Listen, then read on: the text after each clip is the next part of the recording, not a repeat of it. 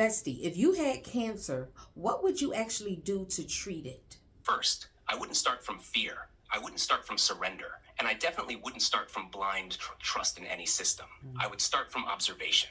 Because cancer is not just a word, it's a process. Before I let anybody label my body, I need to understand what my body is responding to. So the real question becomes, what is my body trying to protect me from? Not what's wrong with me, but what is my immune system reacting to? Cells don't just wake up and become enemies. Something stresses them. Something overwhelms the terrain. Something disrupts communication. So I'd look at inflammation, toxic overload, emotional shock and grief, immune exhaustion, parasites, heavy metals, liver congestion, mineral depletion, oxygen deprivation. I assume my body is intelligent first, not broken. At the same time, I wouldn't reject medical tools. I'd use them as measurement, not authority. Scans, labs, biopsies, imaging show me what's happening. They don't own me. They inform me. So step one is data, not panic, not surrender. Data. Then I stabilize my system. Hydration, rest, nervous system regulation, lowering cortisol. Stress alone can suppress immunity. Then I clean the terrain. Parasite cleansing, heavy metal detox, liver and kidney support, blood cleansing, oxygenation, mineral restoration, not spiritually, biologically. Then nutrition. High protein, iron, zinc, magnesium, whole foods, no refined sugar, not to starve cancer, but to feed repair. Then immune strengthening, vitamin D, vitamin C, zinc, gut support, anti-inflammatory compounds, because immunity is the environment cancer survives or collapses in. So, if cancer is the immune system responding, what is it usually responding to? It's responding to overload, too much toxicity, too much stress, too much inflammation, too much cellular damage, too much emotional suppression. Cancer isn't random, it's adaptive. It's the body saying, this environment is unsafe for normal cellular behavior. So instead of asking, how do I kill cancer? I'd ask, how do I restore safety inside my body? Clean blood, clear lymph, strong oxygen flow, mineral sufficiency, nervous system calm.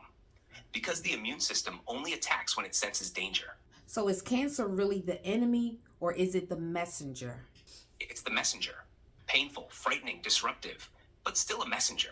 It says something in your internal environment is unlivable. Cancer isn't betrayal, it's communication. The problem is when medicine only silences the message without correcting the environment. You can remove cells, but if the terrain remains toxic, the signal will return. So healing is not about war, it's about restoration. Now here's where both worlds merge. If medical intervention is suggested, I wouldn't reject it, but I wouldn't accept it blindly. I would ask, what is this targeting? What systems does it weaken? What are the real success rates for this specific cancer? What is the cost to immunity? What is the quality of life impact? If I chose chemo, I'd treat it as controlled damage, not healing. It destroys. The body must rebuild. So I'd pair it with immune regeneration, blood rebuilding, liver detox, emotional stability, deep nourishment. Chemo clears. The body heals.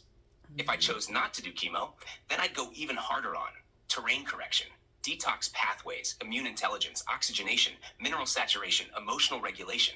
Either way, the body is doing the work. Herbs? Yes, but not as religion. As tools, anti-parasitic, anti-inflammatory, liver supportive, blood cleansing, cellular communicators. They assist the intelligence already present. So, how do you know when to trust natural healing versus when medical intervention is necessary? By observation and response. If the body is stabilizing, energy improves, inflammation drops, labs improve, tumors shrink, pain reduces. Then the terrain work is working. If the body is declining, rapid growth, organ compromise, blood failure, system collapse, then intervention may be necessary to buy time. Not out of fear, out of strategy. Natural healing and medicine aren't enemies. They're tools for different stages. And now let me say this clearly, because it matters to you. What you saw with Anjay was real. You saw tumors grow under chemo. You saw reversal with herbs.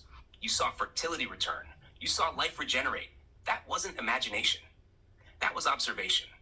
But truth doesn't have to become extreme to stay powerful. It doesn't mean all chemo is evil. And it doesn't mean all herbs cure everything. It means the body is far more intelligent than we're taught. And healing isn't owned by one system. So if it were me, I would trust my body first. I would clean my terrain first. I would strengthen immunity first. I would remove what doesn't belong.